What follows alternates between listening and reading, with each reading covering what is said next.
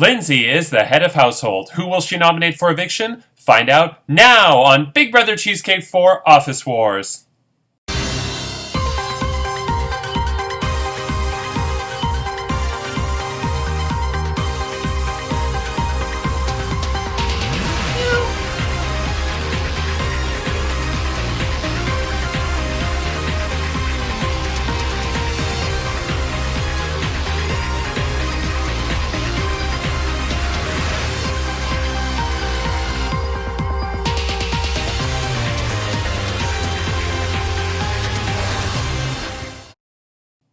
Hello, I'm Andrew Shevsik Moonves. Welcome to Big Brother Cheesecake 4 Office Wars. It's day 46 inside the Big Brother Cheesecake house, and this week Lindsay from customer service is the new head of household. Who will she nominate for eviction? We'll find out shortly. But first, yesterday was a very quiet day in the Big Brother Cheesecake house. In the group chat, I think there were I counted about 20 posts after I posted the episode and the Michael Scott quote of the day. So only 20 posts after is quite low, and I think part of it is because Lindsay actually, I believe, told the two houseguests she was nominating very early on in the day, so the strategizing really wasn't going on much. But what I can reveal, since not much was going on, in fact, even the department chats were pretty much dead, except for one. Well, sales, nothing can really be happening because just Brenda's left in sales, so it's just her talking to me. Sales is like a box of chocolates. You gotta sell them all. So what I am going to discuss a little bit today, and for those of you that think, oh, you shouldn't be talking about this, like I said, I don't discuss what happens in DRs, but when it comes from multiple sources, then as far as I'm concerned, it's pretty much common knowledge and it's a broad generalization. So I think everything that I'm discussing today is safe enough. So without crossing any actual lines. So Ryan yesterday was obviously not thrilled that CJ used the Emerald Power Veto to veto his HOH win, which I totally understand. But he got 4 weeks of safety from Prank or No Prank, so her getting the Emerald Power Veto, as far as I'm concerned, is fair. But when he said, I can't remember how he worded it, but something along the lines of, I'm upset that my HOH reign was usurped. And I remember thinking to myself, what? You mean you weren't part of CJ's 8-person alliance? Because CJ last week, she's like a phoenix. She rose from the ashes. She was almost dead week 3. At one point, the houseguests were going to Victor instead of Jack. And it changed the day before. And then I think when she won the Topaz Power Veto, she just got this rush of energy. And she decided to create an alliance with multiple people. But in true Charlene fashion, she was like, and you're in the alliance, and you're in the alliance, and you're in the alliance, and you're in the alliance. And so before you know it, like everybody was in the alliance. Not everybody, but a lot of people were in the alliance. And I kind of joked that, this is like an 8-person alliance in a game of 9. What's funny is the name of the alliance apparently has been changing every day, which doesn't make any sense. But at one point it was the Bye Bye Rai Rai Alliance. So, I mean, clearly you can tell who her target was. And obviously, given that she used the Emerald Power Veto on Ryan, that's duh. But what was interesting about this alliance is that it had a lot of strong people and a lot of strong opinions. And this season, I feel people are much more just, what's the word I'm looking for? Like, they're much tougher and they're more strong-minded in that they're not willing to be told what to do. And so a couple people were trying to dictate how the vote was going to go last week. And, unlike last season where Chantel, JoJo, and Alvin just pretty much dictated the whole season and, if you didn't fall in line with what they wanted, you're next. This season, people aren't just following the leader. And so it was supposed to be last week. I heard from multiple people that last week was supposed to be a 2-2-2 vote, which would have been historic and would have been really cool. And by the way, sorry, I forgot to mention, Reality Realness at the time of this recording, it hasn't been posted, so I haven't been able to watch. So my comments on Reality Realness will be on Saturday's episode. So if I happen to say anything that is mentioned on Reality Realness or not mentioned, it's just a coincidence because I haven't actually watched it yet. But it was supposed to be a 2-2-2 vote. And I heard that from multiple people. Curtis even messaged me before I asked him, Curtis messaged me what he would do in the event of a tie, and the way he worded it, I don't have it up, but the way he worded it was sort of, hey, when it's a tie, this is who I'm going to vote to evict. He didn't word it quite like that, but he led me to believe he knew a tie was coming, or he thought a tie was coming. In the same way that Caitlin last season messaged me before I could message her saying, hey, when it's a tie, I'm voting to evict Krista, and not knowing that Jonathan cast the rogue vote and Amy ended up being evicted. So 2 people were clearly supposed to vote for Lindsay. And those 2 people obviously said, to hell with this, and decided to kind of go rogue and go the other way. And so when the votes were coming in, and Brandon, I believe, was the first to get to 3, I was like, oh, I guess it's going to be a 3-2-1 vote. And then it came up 3 for Megan. I'm like, oh, it was a 3-3-0 vote. Clearly, this master plan that people had to have a 2-2-2 vote didn't work. And it led, as I suspected, just like there was drama with Jonathan's rogue vote last season, there was quite a bit of drama the night after the double eviction. Obviously, Brandon and Megan were not happy, duh. And there were a lot of people that were upset with what happened, and there was some behind-the-scenes drama. I think it was Wednesday night. Yes. And so, yeah, that was kind of interesting. And I don't know right now what the status is with this, whatever CJ's alliance is named, but I know that one department sort of attempted to mend fences, and rightfully so, and they should. But what really happened, and what was more interesting, the alliances seem to be changing every single week. And really, of the 3 alliances that were formed week 1, the interdepartmental alliances that I talked about, one of them is still active, but I have no clue how strong they are right now, because all the other alliances that I know of, and there have been a lot of alliances this season, because if I know of a lot, then there's also a lot that I don't know of. So I gotta say there's probably about 20 alliances total. Like, I know of about 10, so I'm estimating that there's another 10 I don't. So probably 20 alliances so far, which is quite a lot. I don't think there were as many last season, and Season 1 and Season 2 didn't have that many, because Season 1 and 2 both were this side of the house hates that side of the house. So Season 1, you're either sucking Chad's dick or you're not. And Season 2, you either want Ashley Chanel dead or you are Ashley and Chanel. Not that there weren't other alliances. I mean, Rob and Dan in Season 2 had the famous Bye Bye Bye alliance, which I love that name because of the NSYNC song. But yeah, so there's been a lot of alliances. It's been very fluid, changing every week, which is definitely interesting. And there was another alliance formed, I believe yesterday or the day before, that was a very interesting alliance. Obviously, Lindsay's in it because she's the head of household, and you'd be crazy to form an alliance without the current HOH. That's just, hey, you want to be in an alliance? Sure. Is Lindsay in it? No. So obviously she's in there, but it's interesting because one person who's not even in the alliance knows of the alliance, which that's why I'm actually talking about it, because if somebody who's not in the alliance knows of it, then clearly the secret is, chances are everybody knows now. But it's very interesting, and we're going to see now what happens in the coming weeks. So, I mean, we just entered the second half of the game, and it is very exciting. Season 3, I was expecting the second half to be a bloodbath, and it just, because Chantel had the perfect Russian doll thing going, it just sort of each week, she layered it down. She took one layer of the Russian doll off, and it was relatively low drama besides Alvin in the second half of the season. Season 2 was crazy intense drama in the second half, so we'll see. I'm expecting a lot of drama in the second half of Season 4, especially based on Lindsay's nominations. Let's get to the nomination ceremony.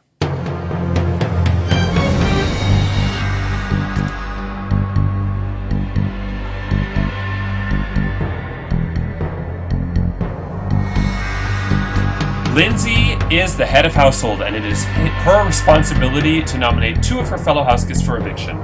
Nick and CJ, her fellow customer service staff, are safe because of the department twist. That leaves 6 house guests. 4 of you are safe, and 2 of you will be nominated. I will reveal the 4 house guests who are safe, and then the 2 nominees. Okay, here we go. Brazil. you are safe.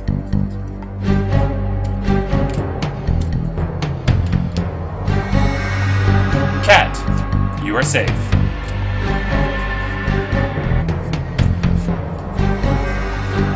Brenda, you are safe. This leaves Curtis, Marson, and Ryan. One of you is safe, two of you are nominated.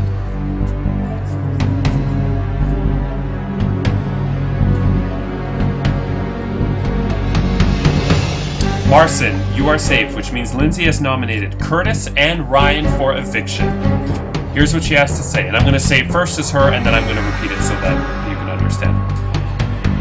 Hey everyone, it's me, Lindsay. I'm really excited to be here. Oh my god, my Dutch boyfriend is over. Oh my god, his name is Rami. He's living with me now. It's so exciting. Oh my god, I'm so excited. We went down to the creek and we saw squirrels and rabbits and lizards and snakes and iguanas and giraffes and geese, and it was so exciting. And then we went over to walk over there, and then I went to work. This week is kind of a low week for me because I had a big part last week, so now I'm kind of doing real.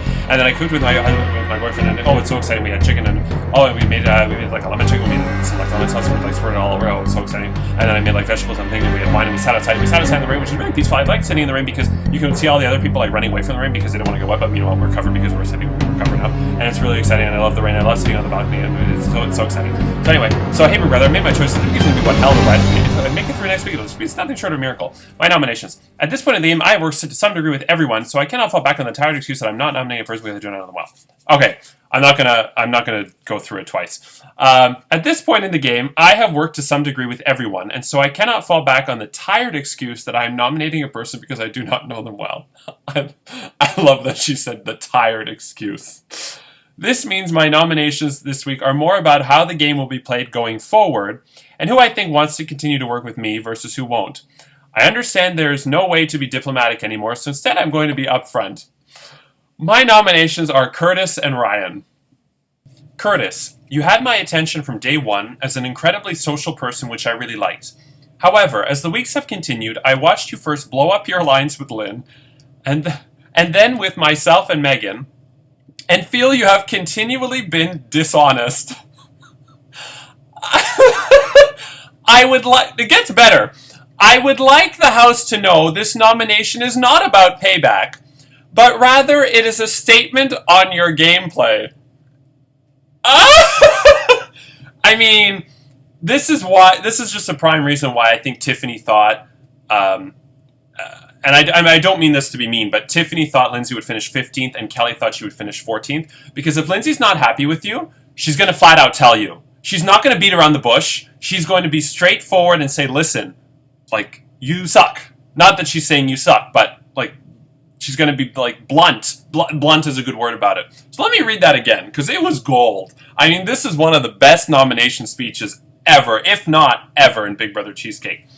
You had my attention from day one as an incredibly social person, which I really liked.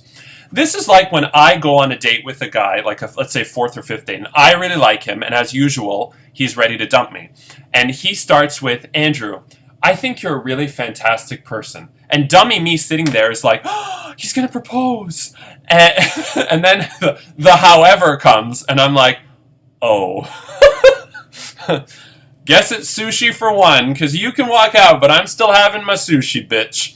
However, as the weeks have continued, I watched you first blow up your alliance with Lynn, and then with myself and Megan, and feel you have continually been dishonest. Is it continually or continuously? Because I thought it was continuously. That reminds me of The Office when they're like, is it whoever or whomever? And Michael's like, it's never whomever. And then Creed goes, Michael's right. It's a made-up word used to trick students. And Oscar says, obviously it's a real word, I just don't know how it's used. And Michael goes, not a native speaker. And then Pam goes, it's whom when it's the object of the sentence, whomever when it's the object of the sentence, and whoever when it's the object. And Phyllis goes, that sounds right. And Stanley says, well, was he using it as an object? And Kelly goes, Ryan used me as an object. But anyway, I think is it continually or continuously? And feel you have continuously been dishonest. And feel you have continually been dishonest. I feel like, again, they're both right. I feel you have continually. Is continually a word? Or is it have you continuously been dishonest? Oh, that's interesting. Let's, hold on a second. Time out. Cue Jeopardy music. continually versus continuously. Oh, it comes up. This is riveting. This is so exciting. Continually should be used to mean very often at regular or frequent intervals, whereas continuously means unceasingly, constantly, without interruption. Well, that's the same thing.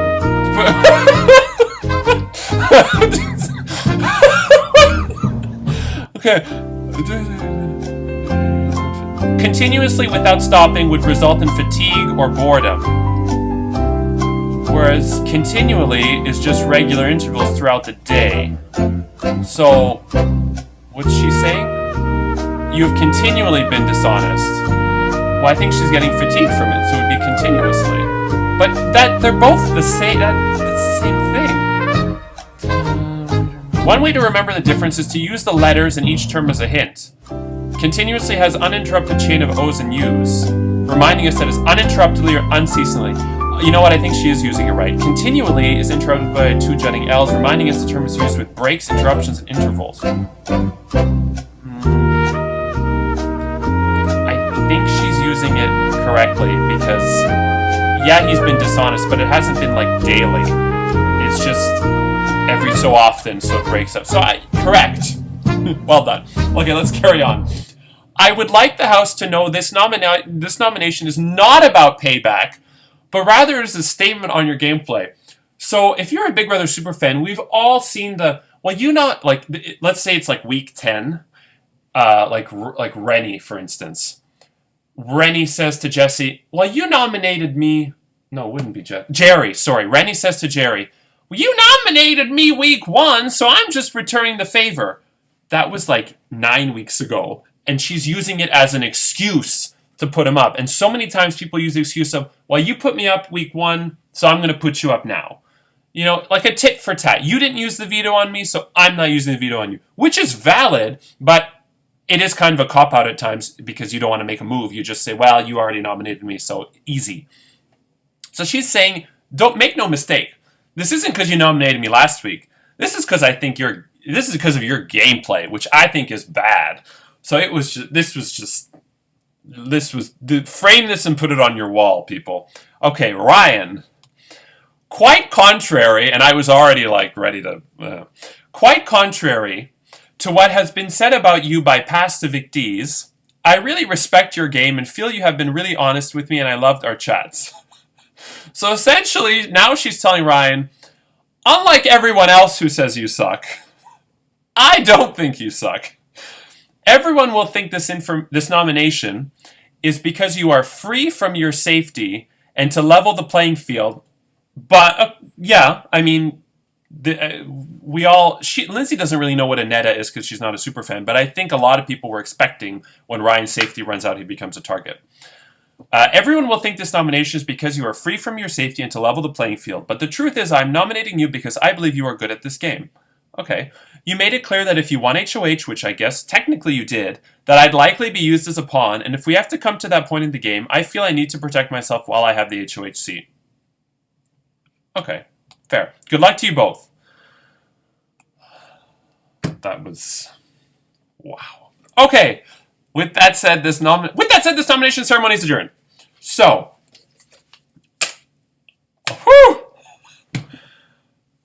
Oh, I'm glad I cast her. That was good. Okay, now it's time to get to the veto lottery. So, house guest. First of all, Brandon had the railroads and was evicted. So the winner of the Golden Power veto this week will win Brandon's railroads.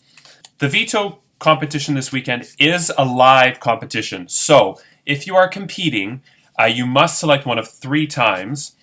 Fortunately for me, because I like an afternoon shift, but unfortunately for you, I'm working an afternoon shift. So the times are Saturday, 9 a.m. Eastern Standard Time, Saturday, 8 p.m. Eastern Standard Time, or Saturday, 11 p.m. Eastern Standard Time. I was going to put a Sunday morning one in, but it would be very early Sunday morning, and I don't think anybody's going to go for that. So Saturday, 9 a.m., Saturday, 8 p.m., or Saturday, 11 p.m. Yeah, okay. And the length of time for the competition will be about 30 minutes. Okay, let's get to... So only 6 house guests will participate in the Golden Power Veto competition. the head of household Lindsay, the 2 nominees Ryan and Curtis, and 3 players selected in a random draw. If I draw the name of Lindsay, Curtis, or Ryan, they will get house guest choice. Okay, this is the Veto Lottery. This is so exciting. Oh boy.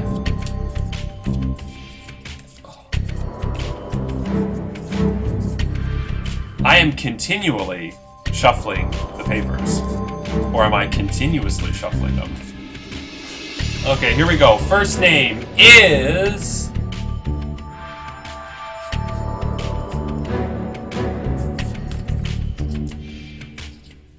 CJ. CJ going for a second veto in a row. What's your alliance name today, CJ? Next we have... Well, if CJ wins the veto, we know who she's not using it on. That way. Next up is...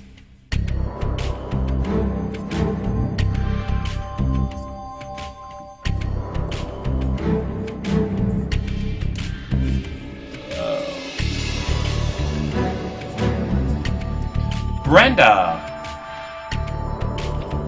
And finally... And next week we're back to using the wheel since we have 8. So it will land on the B or Brazil or a million times. Okay, here we go. Last but not least is...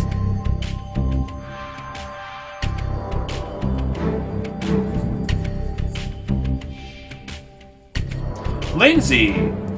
Lindsay, you get to choose a house guest to play with you, a la house guest choice. Okay, so playing in the Golden Power Veto competition is Lindsay, Curtis, Ryan, CJ, Brenda, and a house guest selected by Lindsay. Okay, with that said, who will win the Golden Power Veto? Watch tomorrow as we have the rules to the Golden Power Veto competition and my thoughts on reality realness. Sunday is the Golden Power Veto results. Monday, the Golden Power Veto ceremony. Tuesday, the final 2 nominees plead their case, and we learn the rules to the next head of household competition. And Wednesday, another house guest would be evicted from the Big Brother Cheesecake 4 house, fired from Dunder Mifflin, lose their shot at the $400 Cheesecake Factory gift card, and become the first member of the jury. I'm Andrew Shestig Moonbest. Take care, and we leave you as we eavesdrop on the house guests. Good night.